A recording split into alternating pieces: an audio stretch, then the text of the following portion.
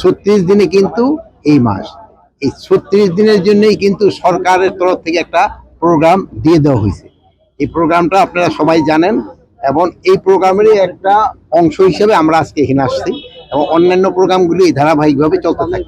এই কাজ আমি বলবো যতটুকু আগানোর উচিত ছিল অত পরিমাণ না হলেও কিন্তু আগাইছে। আমরা কিন্তু কয়েকটা ক্ষেত্রে আমরা কিন্তু চার্জশিট দিয়ে দিছি, নর্মাল ক্ষেত্রে কিন্তু চিটাগাঙ্গ চার্জশিট দিয়ে দেওয়া হয়ে গেছে।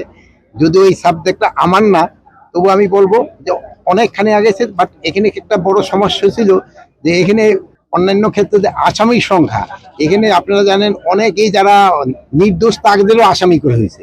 যেখানে হয়তো একটা ঘটনা ঘটছে, এখানে হয়তো 20 জন আসামি হওয়ার কথা ছিল, ওখানে 200 আসামি দেওয়া হয়। এই জন্য কিন্তু এটা ইনভেস্টিগেশন করতে একটু দেরি হয়ে যাচ্ছে। তবে আমাদের আশা খুব তাড়াতাড়ি যেটা শেষ হয়, এই জন্য আমরা ব্যবস্থা নিই। আর স্বরাষ্ট্র মন্ত্রণালয়ের সংশ্লিষ্ট কোনো ছাত্র প্রতিনিধি নাই, পুলিশ সংস্কার কমিশনেও কোনো ছাত্র প্রতিনিধি নাই। দাবি দেওয়া মনে হয় অযৌক্তিক এবং আমার মনে হয় মিথ্যা। না, সুবিচার বঞ্চিত হবে না, তারা সুবিচার পাবে, বাট ইনভেস্টিগেশন করতে একটু সময় লাগছে। আমরা শহীদ পরিবারের সাথেও এরপরে কথা বলবো, তাদের সঙ্গে বসবো। কবরগুলা সারা দেশেই সংরক্ষণ বাঁধিয়ে দেওয়ার পরিকল্পনা অনুযায়ী কাজ হচ্ছে। আর সবচেয়ে বড় জিনিস যেটা, সেটা হচ্ছে যে গণভবনকে যে মিউজিয়াম, এটা জাদুঘর, ফ্যাসিবাদের পতন পুরা ঘটনাটা 15 বছরের, সেটাকে আমরা সামনে রেখে এগিয়ে নিচ্ছি কাজ।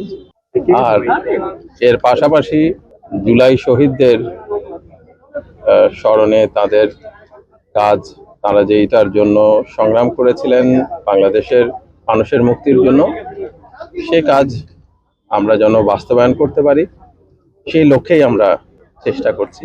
ইকনেকের সদস্য হিসেবে তো অবশ্যই অবগত, ওইটা আমরা আজকে ফেরত দিয়ে দিয়েছি, পাশ করি নাই, কারণ এর মধ্যে বেশ কিছু অসঙ্গতি আমরা পেয়েছি। আমরা এটা আবার